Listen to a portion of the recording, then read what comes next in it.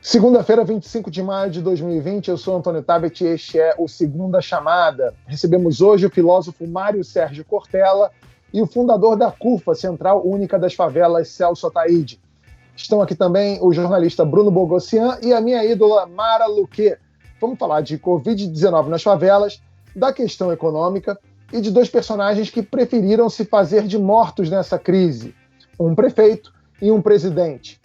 Fique vivo, fique bem, se possível, fique em casa e fique com a gente que o Segunda Chamada está começando. Roda a vinheta, Bia.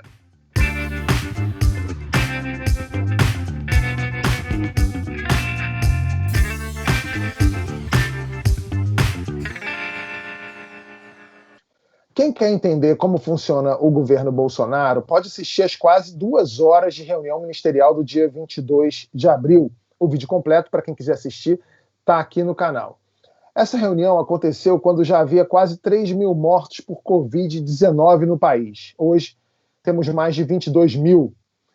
Chamou a atenção que na reunião o tema do combate ao coronavírus foi praticamente inexistente. Não houve propostas estruturadas para a recuperação da economia, os ministros acreditam que a imagem do Brasil no exterior é ótima e sobraram críticas e xingamentos às instituições democráticas. Teve o Ricardo Salles, ministro do Meio Ambiente, querendo aproveitar que a imprensa só fala da crise para passar a boiada de novas regulações. Teve o Weintraub, ministro da Educação, querendo, nas palavras dele, os vagabundos do STF na cadeia. Teve a Damares também querendo prefeitos e governadores na cadeia, e o ministro do Turismo pedindo para liberar o jogo. E teve também o presidente.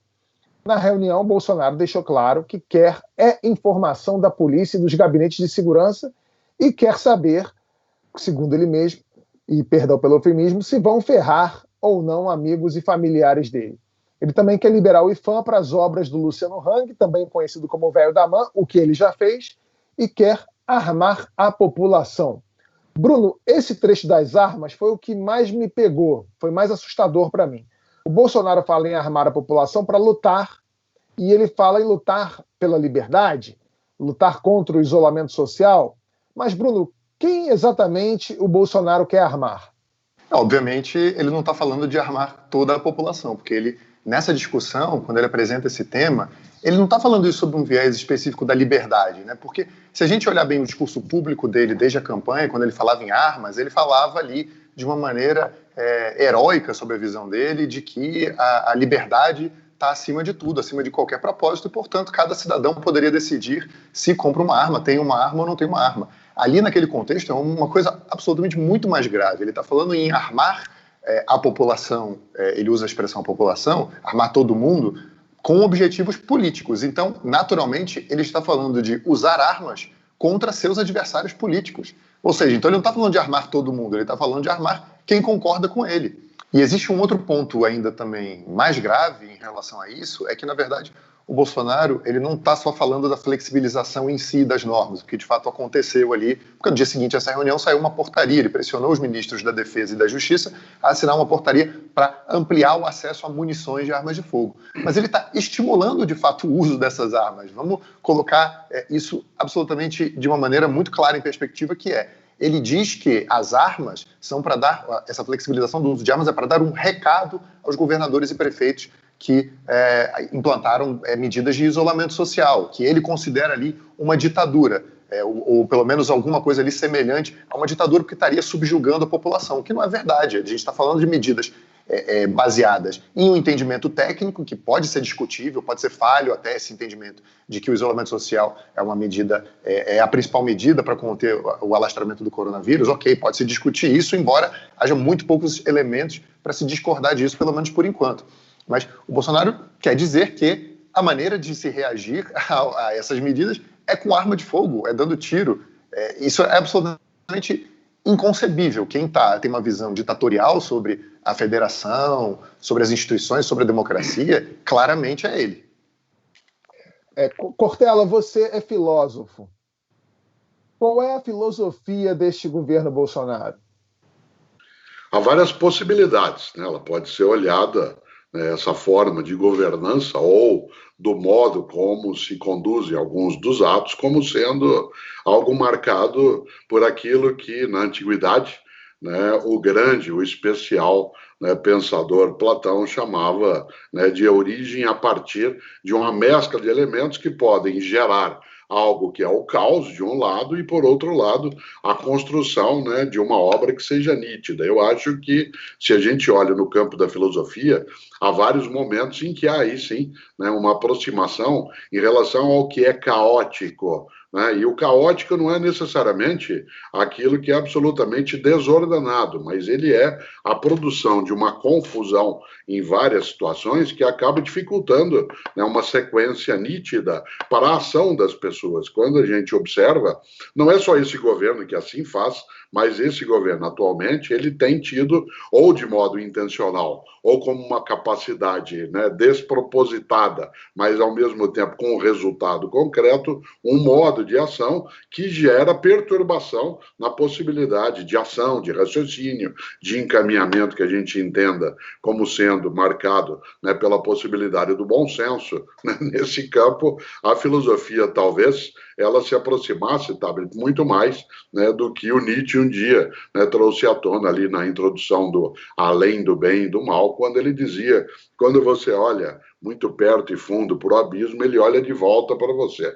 Né? Em algumas situações, a gente tem a sensação de que está olhando em vários momentos, e não é exclusivo do governo em si, mas nessa realidade, neste momento que nós estamos debruçados, né, olhando para um abismo e ele olhando de volta para nós. Por isso, naquilo que o Bruno, né, levantava, eu não acho, por exemplo, que uma reunião como essa que nós mencionamos, ela escape da lógica de algumas reuniões desse tipo. Eu fui governo, né, na cidade de São Paulo, fui secretário de Educação na capital paulista e participei de muitas reuniões também. Há um certo empoderamento quando você está numa reunião fechada, mesmo que filmada, tem uma sensação de potência e, por outro lado, um certo gosto de dizer coisas que impressionem, né, quem está à volta, inclusive para afirmar mais a sua própria postura. Agora, isso gera, claro, né, uma grande preocupação, que é não a exposição dessa reunião em si, né, porque ela até não foge tanto do que é a possibilidade de algumas reuniões de um comando de governo, mas as outras, aquelas que nós não tivemos acesso, aquelas cujos filmes, né, eles não foram, os vídeos não foram mostrados. E a coincidência, que é algo que a filosofia talvez ainda não lide muito bem, né, a coincidência de ser exatamente no dia da fundação do Brasil, né, no dia 22 de abril. A gente fica olhando um pouco se aquilo é parte, né, de algo que tem uma inevitabilidade ou é exatamente um modo de operação que, ao seguir, levará a que a gente tem que olhar mais profundamente esse abismo. Aquilo é certamente um pouquinho de Brasil iaiá. E, aliás, eu concordo com você quando você fala sobre as reuniões. Mas se teve um aspecto positivo essa reunião do Bolsonaro, é que eu achava as reuniões do Porta dos Fundos caóticas, e não, agora eu estou vendo que as reuniões do Porta dos Fundos, nós somos praticamente parlamento britânico. Alguma coisa, sei lá, perto dessa reunião eu achei maravilhoso. Mas te espantou, por exemplo, a mim não espantou nem a retórica furiosa, nem o número de imprecações que você tem. E aí eu digo, né, sem nenhum tipo de escudo em relação à situação, né, isso não é inusual. Né, mesmo quando você menciona a Porta dos Fundos e mostra, né, que haveria mais um comportamento britânico até na Porta dos Fundos do que de uma rua de tráfego na China, de tráfego, né, na China, evidentemente que, né, o espantoso não é necessariamente a maneira, né, como os assuntos vieram à tona, mas aquilo que se esqueceu, né, que você lembrou no ponto de partida, isto é, a questão nacional central da sobrevivência, né, de homens e mulheres, ela aparece lateralmente, como se fosse discutir algo que estava longe daquela circunstância. Então, é muito mais, no meu impacto, né, não o que ali aparece, né, Tabet, mas, de fato, o que ficou na penumbra e que é a grande questão hoje para a vida de cada homem e cada mulher, né? O que me impressionou muito é que na reunião não tinha aquela, parecia não ter aquela figura clássica da reunião, que é quem comanda a reunião, é quem levanta os assuntos da reunião. Parecia, olha, é evidente que não foi o caso, não estou nem fazendo nenhuma acusação aqui, mas parecia que aquela reunião ela foi feita para ser vazada porque assim, cada um falava o que vinha à cabeça. Parecia uma sessão de terapia meio estranha. Cada um fala você agora, o que você está sentindo? Aí o cara falava as amarguras dele, o que ele desejava, e aí ia para outro. Parecia um AAA bizarro. Era basicamente, não tinha alguém, um fio condutor assim, vamos falar sobre esse assunto aqui, o que vocês pensam sobre esse assunto, o que a gente vai definir? Não tinha. Era realmente muito caótico. Ô Celso, você que está na linha de frente do coronavírus e lidera a CUFA, que é a Central Única das Favelas, arrecada dinheiro, distribui renda para as mães da favela, como é que esse governo desgovernado chega na ponta, onde você está? Como é que esse governo é percebido? É percebido também assim como esse caos? Na verdade, eu acho que o governo Bolsonaro está sendo bem coerente, na minha opinião, em relação à proposta dele, na verdade. Então, assim, a gente não podia esperar muita coisa. Houve uma época em que as pessoas diziam, a partir de algumas pesquisas que saíram, que a favela também parecia ser de direita. E, na verdade, eu acho que o ponto central é que a favela não aguenta mais com a insegurança que tem dentro dela, quer dizer, o tráfico de drogas, as violências, as mortes, como essas que a gente está vendo hoje, não só no Rio de Janeiro, mas no país inteiro. Então, quando o Bolsonaro sinalizava em relação à segurança, que ele daria, enfim, fim à marginalidade, à delinquência, etc., isso, na verdade, fazia com que as pessoas acreditassem muito nisso. Embora, quer dizer, quem tivesse um pouco mais de informação saberia que, quer dizer, o poder de polícia está nos estados. Então, mas, na verdade, surge aquela ideia geral de que as pessoas precisavam acreditar naquilo e abraçaram um pouco isso. Mas quando você olha, na verdade, qual que era a proposta do governo, as próprias posições do Bolsonaro, quer dizer, não dava para poder esperar muita coisa. Então, quando a gente fala dessa reunião, por exemplo, quer dizer, é natural que era muito mais um bate-papo entre amigos para poder falar do futuro. Quer dizer, a própria ausência de um debate sobre o tema mais importante hoje do país, que é o coronavírus, por exemplo, a ausência não tem nenhuma novidade, porque as posições deles em relação ao coronavírus é clara, ele defende, quer dizer, é uma gripezinha, então não tinha por que ter espaço naquela reunião se ele entende que é uma gripezinha de nada. Então, a favela, na verdade, ela apenas ela recebe as consequências de tudo isso, porque a gente sabe que existe ali um déficit de tudo nesses territórios. Sempre, quer dizer, as favelas só existem porque é um espaço que sempre foi negligenciado, e as pessoas morrem ali por falta de saneamento básico. Você vai no norte, por exemplo, enfim, 80% não tem saneamento básico, então as pessoas morrem ainda em números muito expressivos em decorrência dos desdobramentos dele. Então, você imagina as favelas do norte do Brasil, por exemplo, onde a gente também está presente. Então, é natural que esse desgoverno... É natural que esses debates do próprio governo, com o próprio governo, de ministérios, ministros e presidente, nesse debate todo, quer dizer, fragiliza não somente as favelas, como o país inteiro. E a favela, na verdade, como é o braço mais frágil de todo o processo, as consequências para ela sempre é muito mais danosa e dolorosa. Mara, na reunião a gente viu que esse caos de cada um falando um pouquinho, mas ficou claro também que tem uma diferença ali na linha de pensamento entre o Paulo Guedes especificamente e o que os militares pensam, o que o Rogério Marinho pensa sobre esse enfrentamento da crise. O Paulo Guedes vai conseguir abandonar as ideias dele de reforma e encarar essa realidade? O que você acha, Mara? Pensamentos completamente opostos.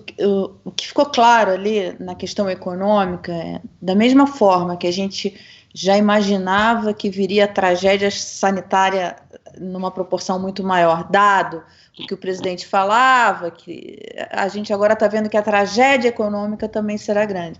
As reformas são, para a economia, o que é a cloroquina para a parte sanitária, para a parte de saúde. O ministro deixou claro ali que ele é o liberal messiânico. A gente tem feito aqui no canal várias entrevistas com economistas de diversos matizes e eles convergem para que nesse momento é importante ter uma intervenção do Estado, e você tem toda a discussão de emissão ou não, você tem o Banco Central, nesse aspecto o Banco Central está se sobressaindo até mais do que o Ministério da Economia, porque por conta da medida que vai comprar créditos das carteiras de banco para tentar fazer o crédito chegar na ponta, o crédito vai ser importante.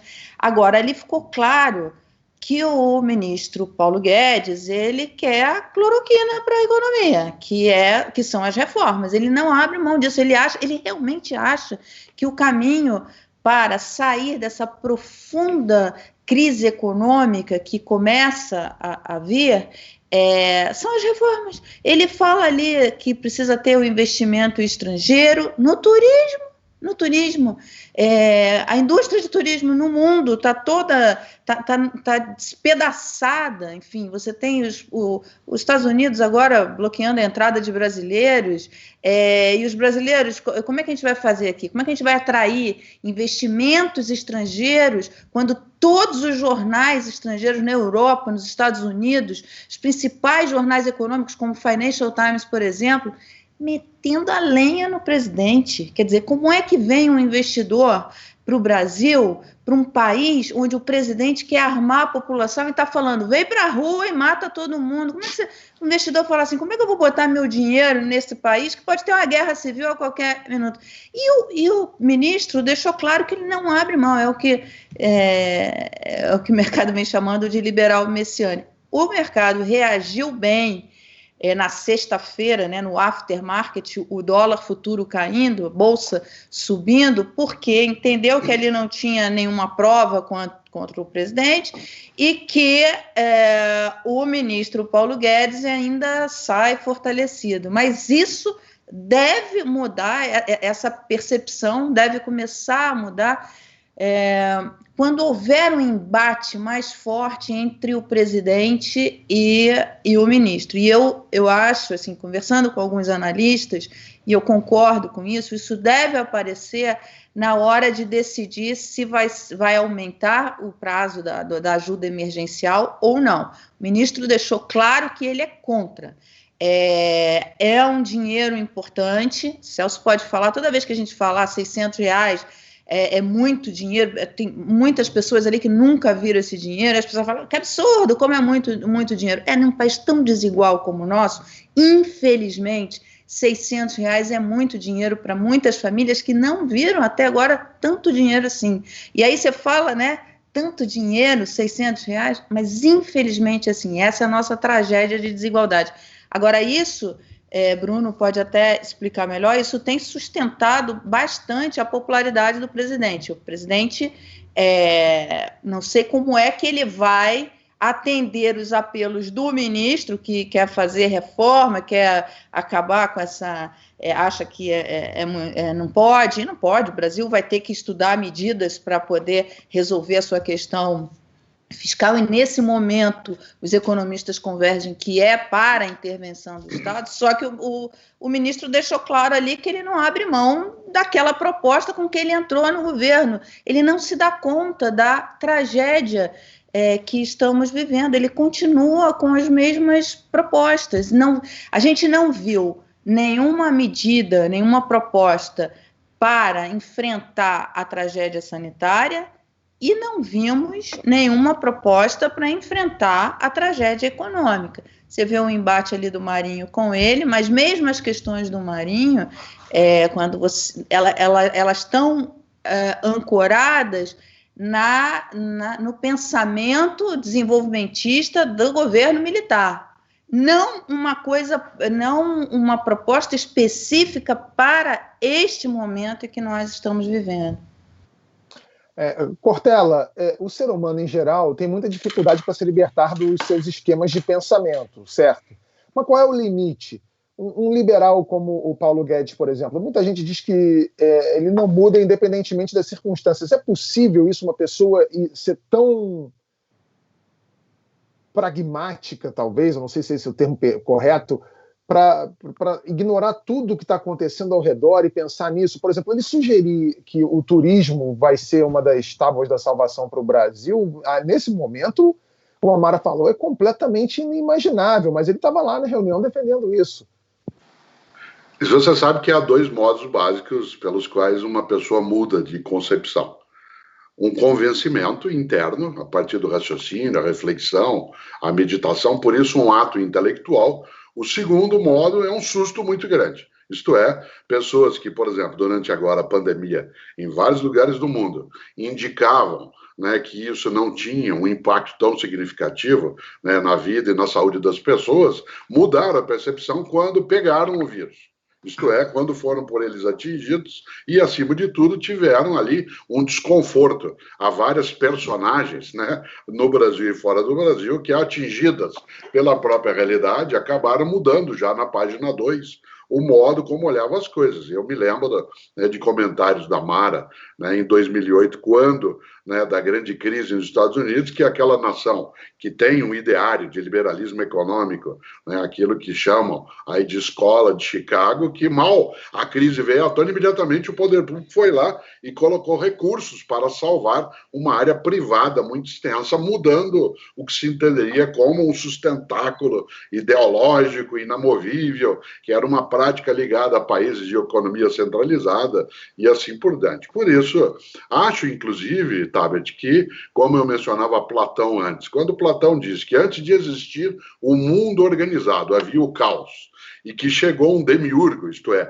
um deus ordenador, e colocou esse caos como uma ordem correta, uma parte das pessoas hoje na gestão fez o seu voto em 2018 supondo que, no caos que se imaginava a nação, haveria uma divindade ordenadora que ia fazer com que a organização viesse à tona, não houvesse mais dispersão, né, de energia social, econômica, né, pública, e nós teríamos então um período extenso, né, de tranquilidade, harmonia, de progresso, né, e assim por diante. Ora, esta realidade, ela não vem à tona. Primeiro, que o Deus ordenador em si, né, numa sociedade, numa democracia, ele não existe. Milor, outro carioca, como alguns aqui agora, né, na conversa, Milor dizia, um povo que precisa de Salvador não merece ser salvo. Um povo que precisa de Salvador não merece ser salvo. E nesse sentido, a gente, ao olhar esse modo, diria assim, poxa, mas como é que alguém se convence?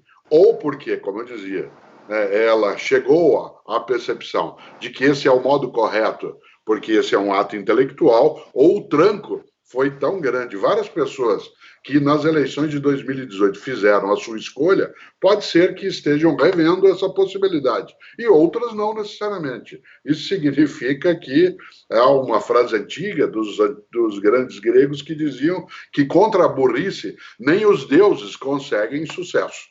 Contra a burrice, nem os deuses conseguem sucesso. E há situações em que qualquer pessoa, qualquer um de nós, pode ser burro ou burra e persistir em algo que não tem alternativa. Falar, como a Mara lembrou e você reforçou, na ideia de turismo neste momento, ele se aproxima em algumas situações de não estar olhando o que está à volta e tentando um mecanismo de escape àquilo que a própria realidade coloca. Porque essa fala sobre o turismo, eu ouço há décadas do Brasil. Nosso país, que tem 8 milhões e meio de quilômetros quadrados, que tem 8 mil quilômetros de costa marítima, que tem belezas naturais imensas, por que é que o turismo não nos socorre?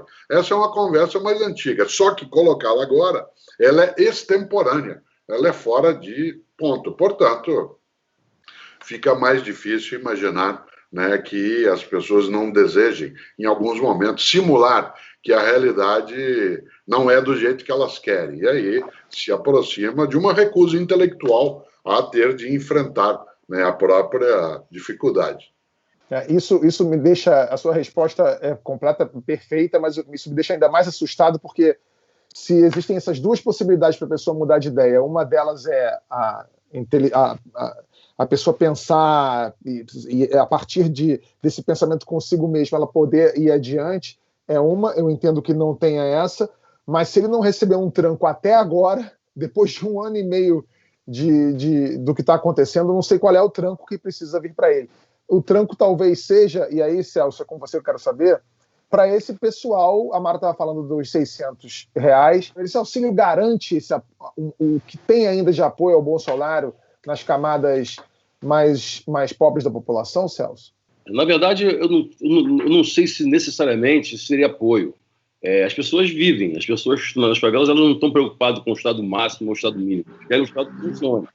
Então, seja quem for a pessoa que estiver no poder, elas querem sobreviver. As favelas, por exemplo, elas hoje, até há pouco tempo, até 2 meses atrás, elas mobilizavam, elas consumiam e, portanto, produziam 150 bilhões por ano. E 50% dessas pessoas, elas tinham algum tipo de trabalho informal ou autônomo, o que significa dizer que, necessariamente, essas pessoas passam a ter renda zero a partir do momento em que se fala de isolamento social. Lembrando que essas pessoas elas sempre foram isoladas socialmente durante todos esses anos, elas sempre tiveram um isolamento de todos os seus direitos sempre postos.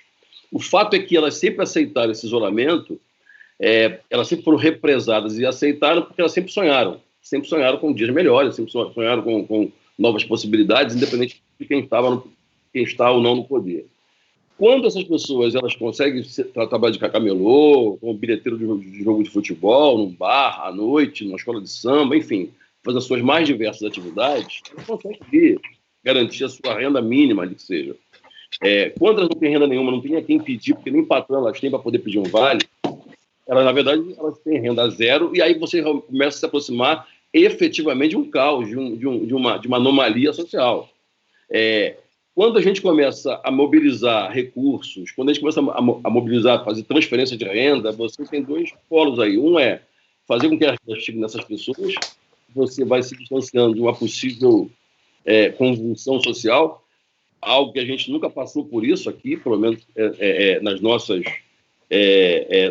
tempos, em que você não vai conseguir convencer uma pessoa de uma favela, de qualquer lugar que seja, que ela tem que morrer de sede, por uma questão ética e moral, do lado de uma caixa d'água cheia de água. Ela vai ter que morrer de fome do lado de um supermercado cheio, com a prateleira cheia. Então, a favela ela tem demonstrado, tem dado a sua participação, a sua colaboração, porque nem de nenhum tipo de saque se fala em favela nenhuma no Brasil. As pessoas estão considerando ainda que tem chance, é como se os empreendedores, as empresas tivessem jogado uma boia para aquelas pessoas e elas estão ali tentando ainda sobreviver, apesar dessas ondas aí. Se, porventura, não tiver mais nenhum tipo de recurso para essas pessoas, se essa ajuda emergencial, que é uma obrigação do Estado, uma vez que essas pessoas sempre produziram, elas estão, nesse momento, impedidas de trabalhar, de produzir, em função das circunstâncias. Então, é um papel do Estado socorrer essas pessoas que fazem parte da base da pirâmide.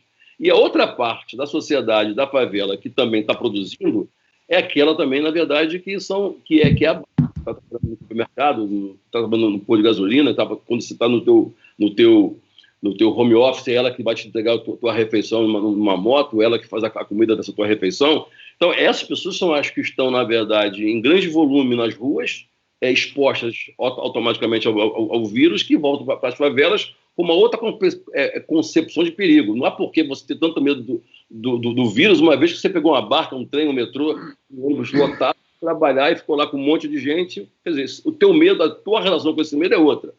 Então, eu acho que o recurso ele é importante porque, nesse momento, essas pessoas estão com renda zero. E se elas não conseguirem comer, e aí você vai ter pessoas que têm filhos pequenos, inclusive, que não têm a quem recorrer, não têm onde recorrer, não tem nenhuma alternativa senão invadir casa de pessoas, não para poder roubar um carro, uma bicicleta, mas para poder roubar a geladeira das pessoas. Que a fome, na verdade, seria, na verdade, a nossa maior tragédia, né?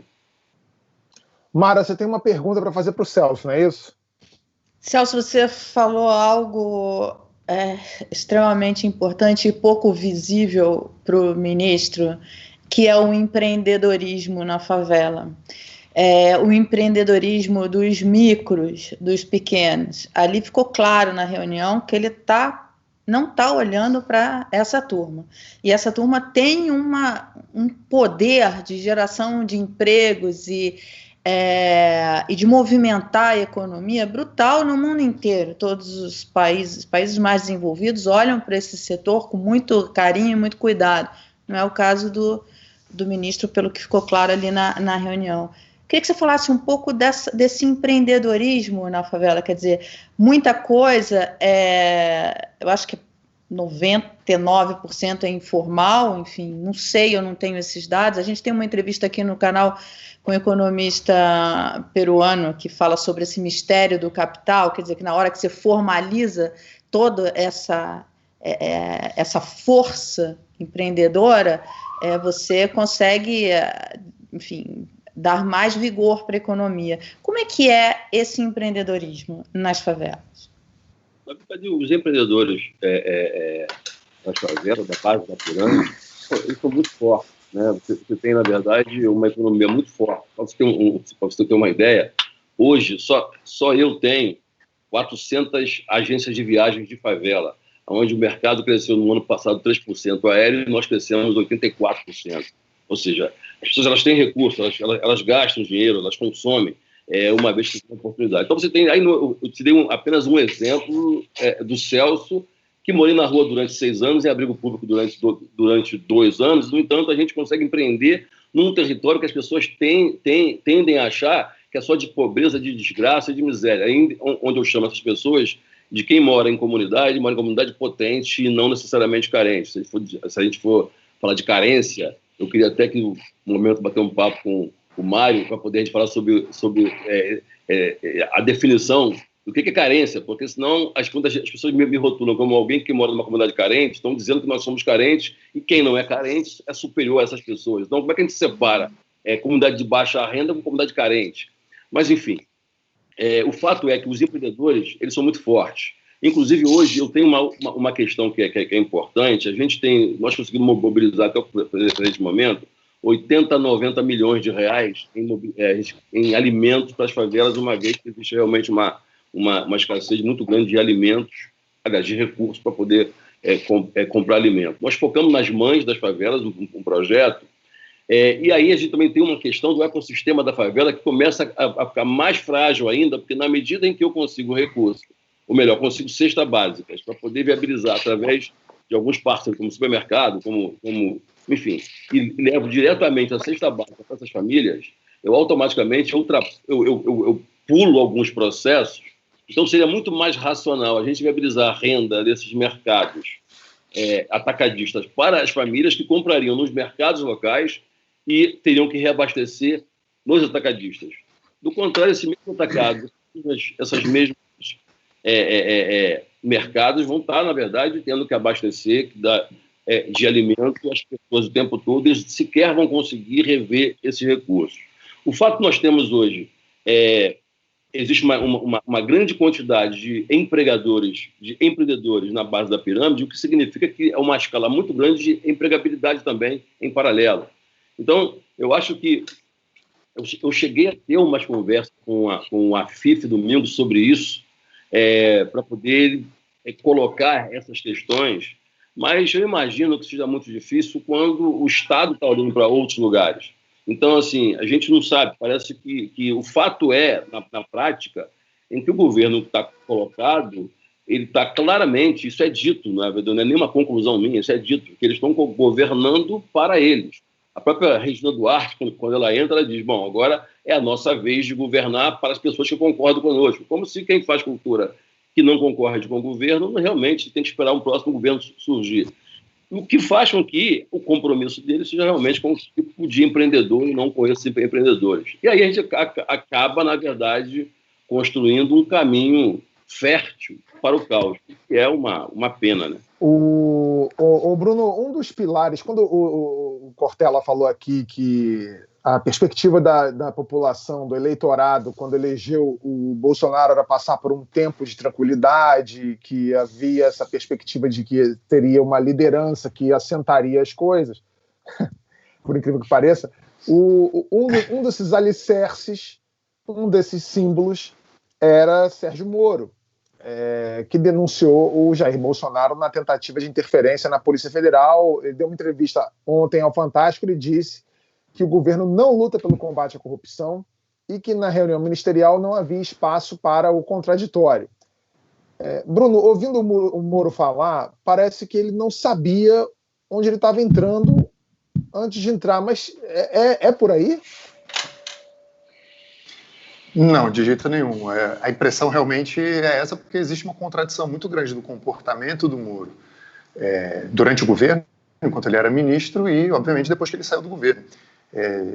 Poucas semanas antes, inclusive, aliás, no início desse ano, para ser mais específico, tem um ponto que eu faço muita questão de comparar, que eu acho que é bem didático sobre esse comportamento dele e sobre a relação, na verdade, que os próprios ministros têm com o presidente. O Moro, em janeiro, quando já havia um trabalho de pressão do Bolsonaro pela troca do Maurício Valeixo ali na chefia da Polícia Federal, lembrando que isso aconteceu desde o meio do ano passado, né? A gente tinha em agosto do ano passado já os movimentos do Bolsonaro para trocar a chefia da Polícia Federal no Rio e, consequentemente, possivelmente também da direção geral ali do Maurício Valeixo.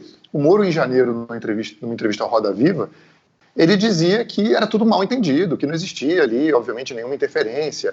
E, obviamente, o que a gente sabe é que já ali ele já sabia, ele já tinha consciência dessas atitudes do Bolsonaro. É óbvio, sim, as coisas se intensificaram. O Bolsonaro, de fato, se dispôs somente ali em abril a, de fato, atropelar o Moro e fazer essa troca.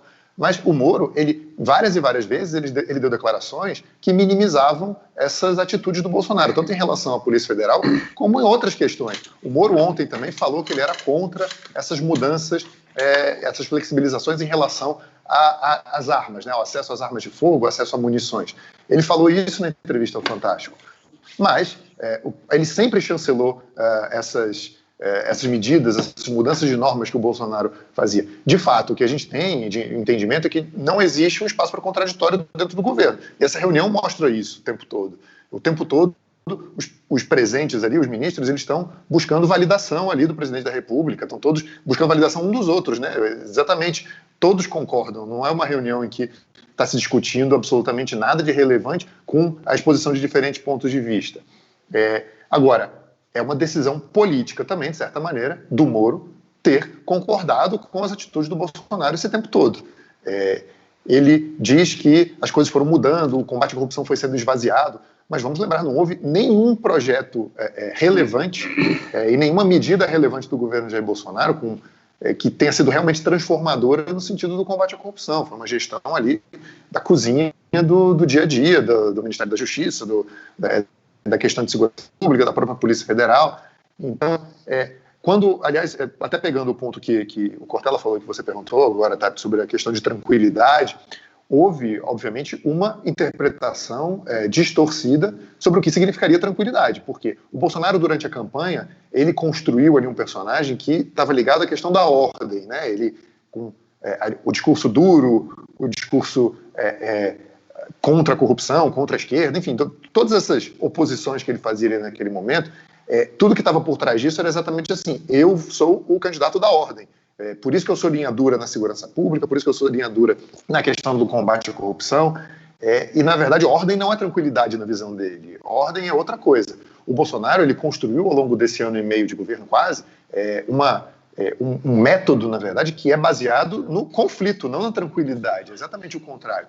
Porque é a partir do conflito que ele tenta crescer, a partir do conflito que ele tenta diminuir os outros poderes, que ele tenta atropelar as decisões que são tomadas por outros poderes, ou pelo menos mostrar para os seguidores dele, mostrar para a população que essas medidas não devem ser respeitadas e quem deve dar a palavra final é ele. Essa é a perspectiva que ele tem. Então, não é exatamente tranquilidade, ela é ordem, mas eu acho que não é a busca por tranquilidade que está em jogo. Aliás, eu até acho que as pessoas que votaram no Bolsonaro no segundo turno, no primeiro turno, elas estavam buscando sim uma tranquilidade, mas a visão que se tem sobre essa questão é outra. E só para pontuar mais uma coisa, quando o Bolsonaro, a gente lembra quando o Bolsonaro falava em acesso a armas ainda durante a campanha eleitoral, e mesmo no governo, né, em manifestações públicas, ele falava isso como se fosse uma questão exatamente para dar tranquilidade para a população, principalmente na questão da segurança pública. Ele dizia que o cidadão tem direito a ter uma arma em casa para se defender, para se proteger. Isso dá também essa aura de tranquilidade. Mas, na verdade, o que a gente viu na reunião do dia 22 de abril é que ele não está falando absolutamente nada sobre segurança pública. Ele está falando em armar exatamente por motivos políticos. Uma das bandeiras que esse governo sempre empunhou, muitas vezes até literalmente, é a dos Estados Unidos, da proximidade com a maior potência do planeta. Mas não adiantou Bolsonaro se unir ao ídolo Donald Trump na negação ao coronavírus, na campanha pela cloroquina e na acusação contra a China. Vendo o número de casos da doença crescer a cada semana no Brasil, o Trump proibiu a entrada de pessoas que venham do nosso país, com algumas exceções, é claro. Cortella, será que agora o Bolsonaro vai sentir que tem um vírus para combater no Brasil? Será que esse era um tranco que ele precisava? É uma possibilidade. As pessoas aprendem, né, de vários modos ou não aprendem, continuam persistindo. Acho que quando eu, por exemplo, qualquer um de nós, mas eu tenho uma referência, né, em que alguém é para mim aquilo que norteia, para usar a localização dos Estados Unidos, que norteia, né, a minha percepção, eu presto atenção, né, naquilo que a pessoa orienta, determina, fala.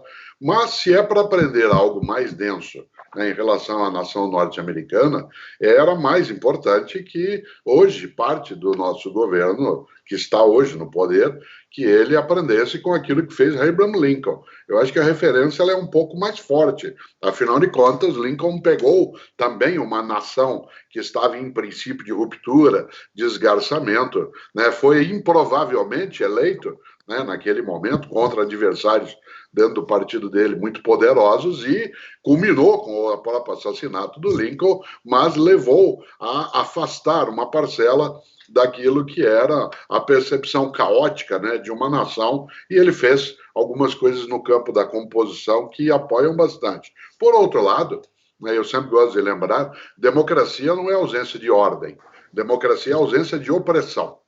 Democracia não é ausência de ordem, democracia é ausência de opressão. E aí, voltando ao que o Bruno lembrava, que pode sim, né, espelhar parte dos Estados Unidos, né, uma democracia, ela não deseja uma tranquilidade que seja exclusiva, isto é, apenas da concordância, apenas da percepção tácita, apenas do silêncio. Né? Uma sala de aula, eu sou professor, uma sala de aula não está em ordem ou não está tranquila porque todos estão quietos. Né? A sala de aula está em ordem quando nós estamos fazendo ali o que tem de ser feito, que é a relação ensino-aprendizagem, a formação de valores, a finalidade para que aquilo se coloque. Agora, evidente, né, que se teve na reunião do dia 22, né, uma noção mais tranquila, porque havia, né, a ausência, como foi lembrada, ali do contraditório. Algumas pessoas que estavam no governo e que o deixaram, passaram a dar entrevistas nos dias mais recentes, falando daquilo que deveriam ter feito, ou daquilo que fariam, ou daquilo que fizeram. Ora, toda ruptura, toda separação, inclusive entre pessoas, né, qualquer casal que já se separou um dia sabe que existem argumentos para a separação que aconteceu de situações que só vieram depois da separação. É uma coisa curiosa em filosofia, é um argumento a posteriori, isto é, a gente tinha mesmo que ter se separado porque aconteceram coisas depois da separação que mostravam que não dava para a gente ter ficado juntos. Né? E nesse sentido, esse tipo de lógica, que é quase uma noção quântica do tempo, né? Em que você sabe depois aquilo que devia ter sido feito antes, quando antes você não notou que depois aquilo aconteceria. Ora, o mesmo vale em relação ao Donald Trump. É claro que ele protegerá, né, a nação. Não basta eu dizer, eu, Cortella, ou se eu fosse presidente da República, dar uma ligação para a presidência norte-americana e dizer, olha, puxa vida, abre um pouco, não é assim, não. Isso faz parte, né, dá um jeitinho. Há um mecanismo de funcionamento, né, das coisas que é um pouco mais sofisticado do que a compreensão que às vezes a gente consegue ter. Cortella, vou te falar, eu fico ouvindo você falar, eu tenho muita pena de você não ser tipo um amigão meu. Eu queria muito falar, ligar para você todo dia, conversar, sabe? Você sabe que a melhor maneira de perder alguém que tem algum tipo de conexão assim é a convivência com a pessoa. Se você me ligasse todos os dias, né, nós íamos ter dificuldade de dar prosseguimento a esse tipo de relação. É como diria o Milor Fernandes, já citado aqui, como são maravilhosas as pessoas que a gente não conhece muito bem, né? Exatamente. Mas a proximidade, a intimidade traz isso. Bom, enfim, mas eu adoraria ter um Cortella para chamar de meu. A gente está falando aqui, a gente está brincando disso, da coisa da convivência e tudo. Infelizmente, eu vou ter que quebrar esse clima aqui para falar de um assunto sério. Fique em casa e, se puder, ajude quem precisa. João Pedro, 14 anos, estava em casa.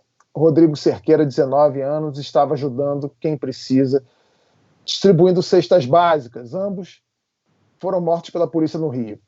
Segundo o monitor da violência do G1, a polícia matou 5.804 pessoas no Brasil em 2019, mais de 10% de todos os casos de homicídio. De acordo com o Instituto de Segurança Pública do Rio de Janeiro, nos 3 primeiros meses deste ano, 429 pessoas foram mortas pela polícia no estado. Entre janeiro e março de 2019, foram 436. Uma diferença muito pequena. Que sentido a gente pode tirar de histórias como essas? Ataíde, a polícia que mata é só um reflexo da sociedade? Na verdade, a gente está falando de números atuais ou recentes. Os números eles podem ser diferentes em alguns momentos, mas a lógica é a mesma. Isso não muda. A gente tem um roteiro já pré-definido que eles vão entrar na favela, vão trocar tiro, vão matar moradores, porque os caras entram com fuzil R15, M16, .70. Então você imagina, por exemplo, e muitas vezes isso ficava quando você via uma guerra entre traficantes ou entre bandidos e traficantes em favelas como Dona Marta, como Rocinha, por exemplo, quando essas balas às vezes entravam virava no Jornal Nacional uma grande notícia, porque entrava na janela de uma moradora e aí virava, olha, bala perdida. Como se as balas quer dizer, 50 PMs invadindo uma favela, uma série de bandidos trocando tiro, milhares de tiros, nenhuma daquelas balas eram perdidas. Uma única bala que alcançava uma determinada janela do asfalto, aquilo virava uma notícia nacional. Então, a lógica, na verdade, é que esses policiais eles têm o poder de fazer o que eles querem naquele território, eles matam aquelas pessoas, o roteiro é o mesmo sempre. Muitas das vezes eles vão... Em geral, existe uma coisa chamada truta. Truta são os dinheiros dos traficantes, que são guardados na favela em sacos. Quer dizer, muitas das vezes essas operações são para poder buscar truta. Todo mundo que mora em favela sabe disso, mas essas trutas nunca aparecem. Então, essas operações, muitas das vezes, é para poder buscar truta. Eles chamam de caçadas às trutas. E aí, o que acontece? Normalmente, que o roteiro é sempre o mesmo. As pessoas eles entram nas favelas, atiram em todo mundo, matam as pessoas. No dia seguinte, você tem as mães, os pais com a camisa da criança. No dia seguinte, em Copacabana, uma grande ação, corta a câmera para o enterro, a família chorando e começa o próximo filme. E isso é uma política de segurança que a gente está, na verdade, acostumado esse tempo todo. E essa lógica de matar as pessoas, de atirar, só é possível essa compreensão nesse tipo de território, porque a gente sabe quem mora ali. São pessoas que não têm parentes importantes, são pessoas que vivem, na verdade, num estado cultural e social em desvantagem plena, e a polícia sabe que aquelas pessoas, na verdade, não têm os mesmos direitos. O poder público sabe. O próprio ex-secretário de Segurança, ele chegou a dizer isso por 2 vezes e depois pediu desculpa. Então está posto para todos nós que naquele espaço físico a gente pode entrar do jeito que a gente quiser, porque se aquelas pessoas não são bandidas, elas parecem. Mas o fato é que nenhum morador de favela gosta. Se você perguntar para quem mora em favela se ela prefere o tráfico ou a milícia, por exemplo, elas querem paz, elas não querem nenhum dos dois, elas querem a lei, elas querem que o Estado tome conta daqueles espaços, não que entrem durante 5 minutos, causem um grande reboliço e saiam. Quer dizer, qual é o saldo que ficou das operações que foram feitas nesse momento de pandemia? Morte de pessoas. Não prenderam ninguém, não prenderam arma, nem prenderam drogas. Então, qual que era a finalidade real? Será que era para poder realmente prender marginais ou será para poder apreender trutas e não apresentar? Cortella, no seu livro A Diversidade, Aprendendo a Ser Humano, você fala de preconceito. Na sua opinião, o preconceito é um dos motivos que levam a polícia a matar mais nas periferias? Ou é o preconceito que não faz parte da população se revoltar quando essas cenas, infelizmente, tão comuns acontecem, ou as duas coisas? O preconceito ele é um dado concreto. Nenhum e nenhum de nós deixa de ter algum preconceito. A gente busca objetividade, mas não consegue, evidentemente, neutralidade naquilo que pensa, naquilo que age. por exemplo, existe também, Tabet, preconceito a favor. Eu posso ser alguém que tem um pré-conceito quando vou conversar contigo, porque você torce para o mesmo time que eu. Nós nascemos na mesma religião, né, ou praticamos o mesmo tipo de atividade. Existe algo que é uma inclinação a ter uma percepção favorável a alguém ou negativa a alguém previamente. Então, o preconceito negativo, destrutivo, que é aquele que cria um anteparo de exclusão, ele é um dos motivos pelos quais, por exemplo, essa situação que o Celso Atlaide levantava, ela também vem à tona. Quando o Celso diz, né, pode aquela população não ser bandida, mas ela parece, né, esta ideia do parecer e, portanto, criar na relação de quem ali vai lidar com a situação uma predisposição já é suficiente para que as ações aconteçam de um modo que seja mais danoso. Afinal, todas as vezes que eu ou você vamos agir em algo e eu já tenho conceitos que induzem, que favorecem a minha ação, né, movido que sou por algo que é anterior àquela situação, minha conduta, como eu dizia, se inclinará, né, naquilo. Por isso, é preciso pensar. Uma coisa é quando a atividade policial resulta, né, na morte de alguém e se dirá aquilo foi uma decorrência absolutamente indesejada. Essa é uma possibilidade em algumas situações, nem sempre, nem em todas. Segundo, pode ser uma decorrência acidental, né, motivada pela imperícia do agente da lei, né, ou de quem estava na relação e que levou aquele resultado. Mas existe algo mais perigoso, que é ser uma decorrência estrutural, né, em que se imagina que aquilo acontece porque é assim, né, que precisa acontecer para que se tire de cena as pessoas que, de alguma maneira, né, elas têm culpabilidade naquilo. Senão, por exemplo, se diria no preconceito, nem morariam aqui, nem estariam aqui, né, e nem estariam nessa mesma situação. Por isso, claro, né, o preconceito conduz, né, a algo muito forte. Nossa sociedade tem uma marca preconceituosa que é extremamente forte. O Mark Twain dizia que há um preconceito, você não consegue simplesmente jogá-lo pela janela, você tem que ir empurrando escada abaixo, degrau por degrau, até que ele saia de cena. E nós somos ainda assim, e o Celso lembra isso, né, uma sociedade que lida com aquilo que é a marca, né, do excludente, como se ele fosse parte da realidade. Haja vista, Tabet, que nós usamos muito uma expressão, quando algo como isso acontece, e acontece todos os dias, a tragédia na comunidade. A tragédia, do ponto de vista da filosofia, a palavra tragédia aí é mal usada, porque tragédia em filosofia é aquilo que nós humanos não temos como evitar. Tragédia é aquilo que acontece sem que a gente não tenha alternativa, né? Aquilo que acontece que nós teríamos como impedir é chamado de drama. Uma situação como essa é dramática, ela não é trágica. Quer ver um exemplo? A seca é uma tragédia, a fome é um drama. Um tsunami é uma tragédia. A morte de pessoas por falta de aviso prévio, como aconteceu em 2004 na Ásia, é um drama. A chegada do coronavírus é uma tragédia. A morte indiscriminada de pessoas por falta de socorro é um drama. Nesse sentido, a morte, ela acontece. O preconceito apoia, mas ele, acima de tudo, pode estar colocado em algo que é muito mais um projeto do que uma mera decorrência. Então, Cortella, muita gente fala que o governo Bolsonaro é trágico, mas na verdade vai começar a dizer que é dramático. Será que não vai dar uma confusão isso? Porque é dramático é aquilo que nós temos como interferir. Trágico é uma decisão dos deuses. Parte das religiões, né, Tabet, e esta hora, por exemplo, da pandemia, coloca isso, né? É muito comum quando a gente tem uma crise econômica, uma crise política, assim, Deus nos ajude, Deus nos proteja. Claro que isso é um sinônimo, uma expressão de alento, mas a percepção, uma democracia, ela é sempre dramática. O Bruno estudou isso várias vezes, a Mara fala disso na economia. Uma democracia ela é dramática porque ela exige uma tensão contínua para evitar as rupturas. Ela não é trágica, nós estamos sentados aqui e de repente apareceu uma nova realidade para nós.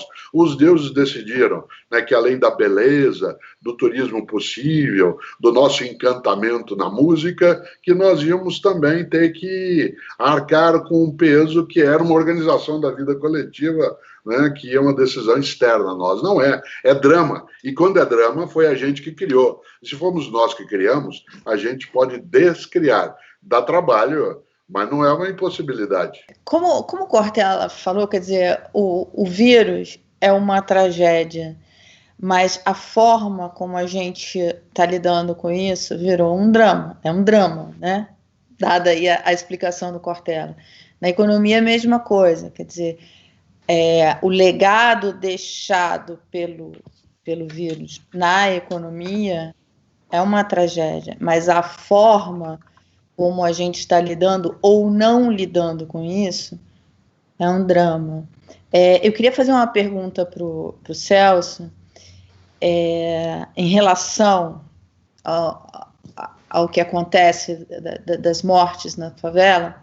Se você ter um governo que sanciona essa violência, um governador que diz o tiro na cabecinha, enfim, se isso aumenta, ou seja, dá uma licença para matar, se aumentou a violência dada essa postura do poder público de sancionar a violência.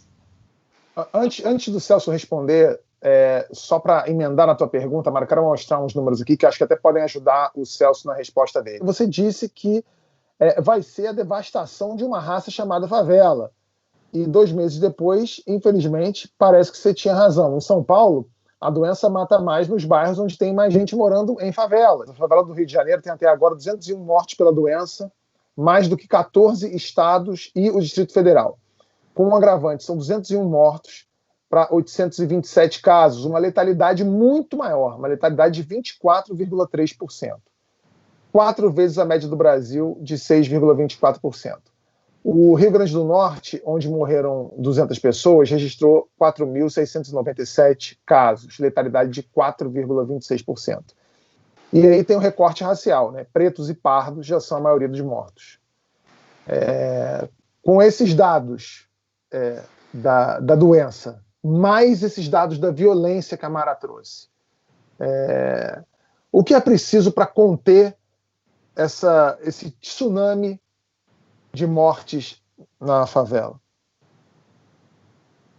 Na verdade, a gente vive num país que foi fundado dentro de um processo total de racismo. Então, a gente tem aí 83% das pessoas que vivem na favela são pretas e pardas, muitos dos quais nem sabem que são. Eu, por exemplo, sou chamado muitas vezes de marrom bombom ou moreno noturno, quem quer me elogiar, quem acha que está me elogiando, por exemplo.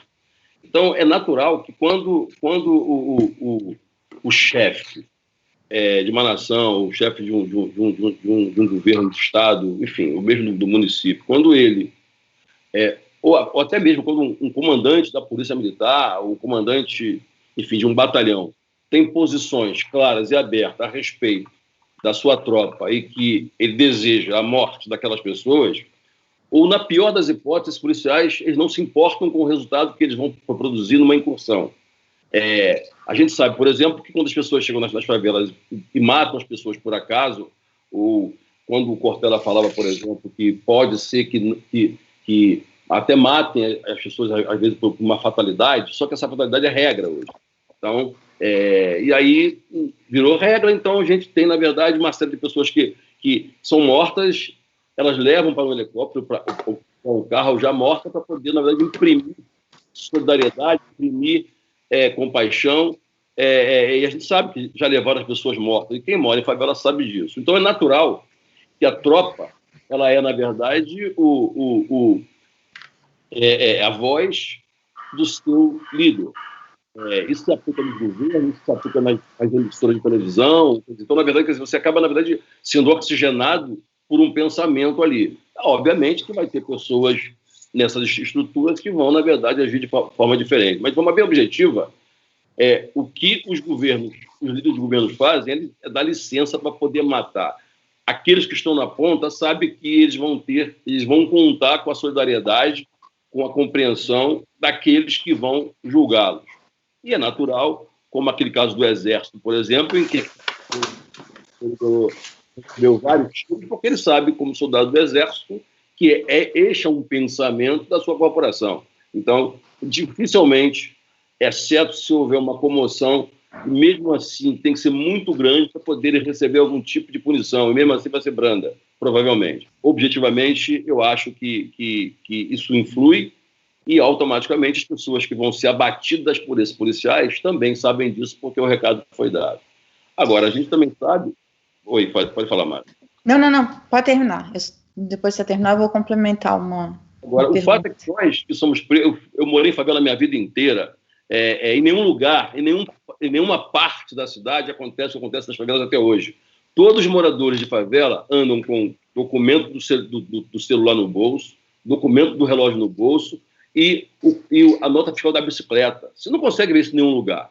Quer dizer, eu vou passear, eu vou para o cinema, minha mãe diz, e eu digo para o meu filho, leva a nota fiscal do seu relógio, porque você vai receber uma batida policial e você precisa provar que aquilo que é seu te pertence. Em nenhum outro espaço físico da cidade isso acontece. Então, está posto para todos nós que aqui pode ser desse jeito. E nós vamos aceitando como se aquilo fosse uma coisa normal. Aí isso vem, na verdade, de uma história em que nós sempre fomos coadjuvantes de todo o processo e que a gente sempre teve nossos ligados em absolutamente tudo. A gente se acostumou com isso, a gente foi transformando isso numa coisa normal, e mesmo aqueles brancos que são da favela, eles também sabem que eles são melhores do que os pretos das favelas, porque a gente sabe que pretos e brancos são diferentes e os brancos são melhores do que os pretos. Quer dizer, individualmente não, mas coletivamente nós somos inferiores. Tanto que nós temos um movimento negro. Os movimentos brancos que existem para matar os pretos. Então, quando o homem vai à Lua, o homem foi à Lua. Quando o negro vai à Lua, agora é o primeiro negro a ir à Lua, porque o homem já tinha ido. Então, é importante a gente perceber que os movimentos negros existem, inclusive, nas estruturas federais, como a Secretaria de Combate ao Racismo, é sempre um presidente. O homem branco ele não reclama. É dizer, o contrário, as pessoas da sociedade brancas que discordam, que acham que não é racismo, que são contra a cota, elas não vão para pedir o fim das secretarias de combate ao racismo. Ou seja, se você, com dinheiro público, você viabiliza recursos para poder combater o racismo, é a prova de que o racismo existe. Então não tem que ter secretaria.